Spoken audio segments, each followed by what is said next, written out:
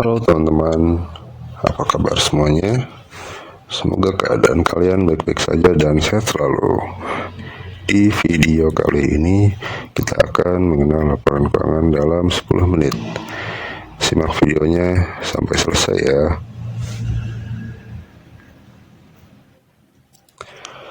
Laporan keuangan adalah laporan yang menunjukkan kinerja keuangan atau financial performance dari suatu perusahaan. Nah, laporan keuangan dibuat demi kepentingan berbagai macam stakeholders. Stakeholders itu beberapa diantaranya bisa para pemilik perusahaan dan juga para kreditor. Mari kita mulai dengan mengenal salah satu dari komponen laporan keuangan, yaitu balance sheet. Balance sheet merupakan laporan yang berisi mengenai aset, liabilities, dan modal dari suatu perusahaan. Pada aset, kita akan menemukan berbagai macam harta yang dimiliki perusahaan seperti kendaraan, bangunan, tanah, atau juga kas yang dimiliki oleh suatu perusahaan yang disimpan pada sebuah bank. Liabilities.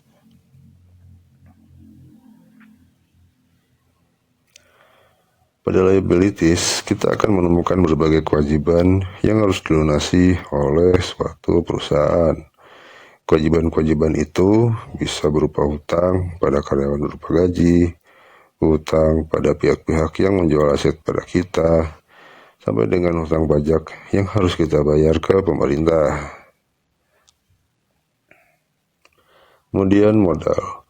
Modal atau yang mempunyai sebutan lain yaitu equity adalah hak pemilik dari suatu perusahaan setelah aset dikurangi liabilities. Equity bisa berkurang atau bertambah dikarenakan berbagai peristiwa, seperti penarikan oleh pemilik atau ketika perusahaan berhasil mencapai laba.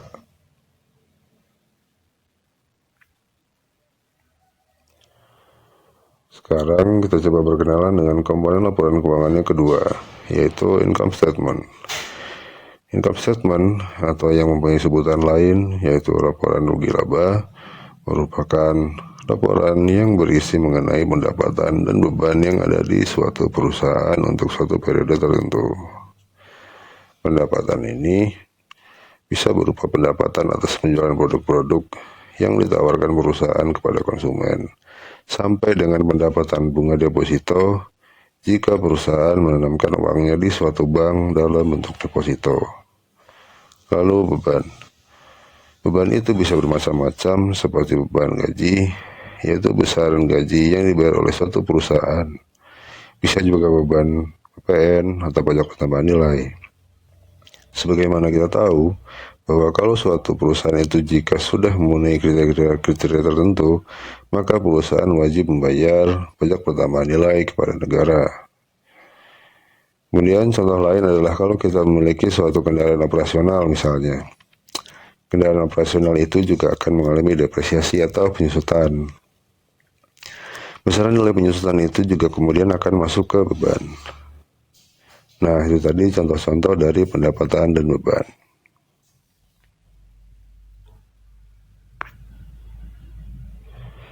Berikutnya kita masuk ke laporan arus kas. Pada laporan arus kas, nanti kita akan menemukan bahwa di dalam laporan arus kas itu terdapat 3 unsur. Ketiga unsur itu adalah aktivitas operasi, aktivitas investasi, dan aktivitas pendanaan. Untuk arus kas dari aktivitas operasi dapat diartikan sebagai arus kas masuk dan keluar yang terkait dengan operasional perusahaan. Sedangkan arus kas dari aktivitas investasi adalah arus kas masuk dan keluar yang terkait dengan kegiatan investasi perusahaan. Dan yang terakhir yaitu arus kas dari aktivitas pendanaan. Arus kas dari aktivitas pendanaan adalah arus kas masuk dan keluar terkait dengan aktivitas pembiayaan di suatu perusahaan. Lalu dari mana datangnya angka-angka yang ada di dalam laporan arus kas tersebut? Di sini saya akan mencontohkan beberapa transaksi seperti jika suatu perusahaan itu telah menjual produk atau jasanya secara tunai, maka transaksi tersebut akan masuk ke aktivitas operasi.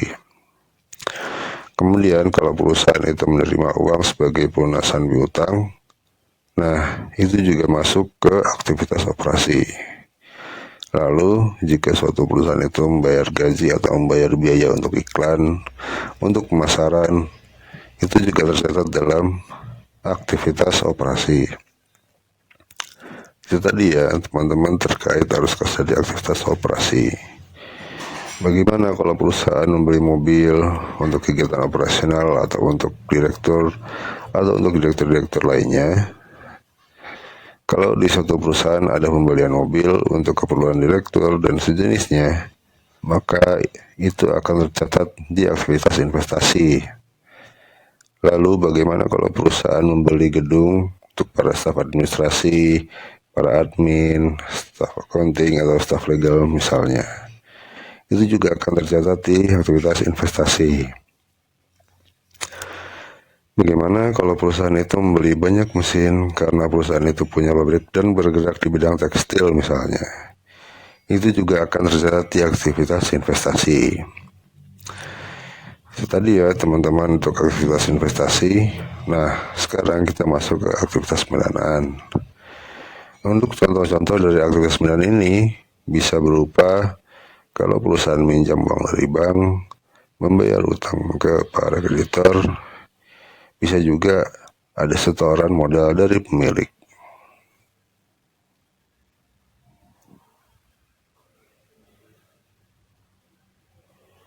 Berikutnya kita masuk ke laporan perubahan modal.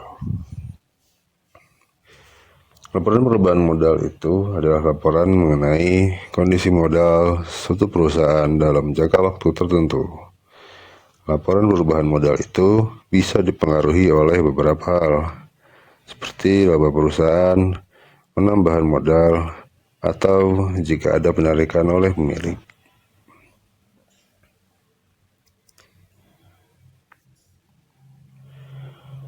Dan yang terakhir kita akan masuk ke catatan atas laporan keuangan.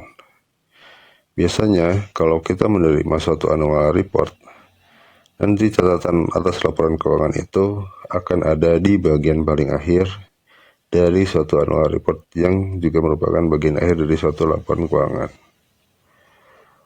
Catatan atas laporan keuangan ini bisa sangat panjang karena dia bisa berisi berbagai macam hal, mulai dari berapa uang yang disimpan di masing-masing bank, kemudian aset tetap berwujud apa saja yang dimiliki perusahaan, piutang itu dengan pihak mana saja, para kreditor terkait dengan aktivitas pembiayaan.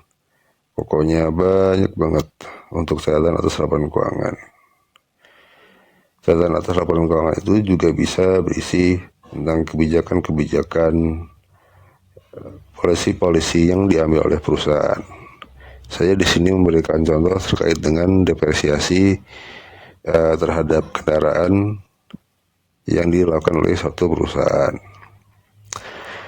Singkatnya, kita bisa bilang bahwa catatan atas laporan keuangan itu berisi daftar terperinci sampai dengan kebijakan-kebijakan yang diambil perusahaan terkait dengan akun-akun yang ada di laporan-laporan sebelumnya. Oke guys, itu saja penjelasan dari saya. Semoga video ini bermanfaat. Jangan lupa like dan subscribe. Dan thanks for watching. See you on the next video.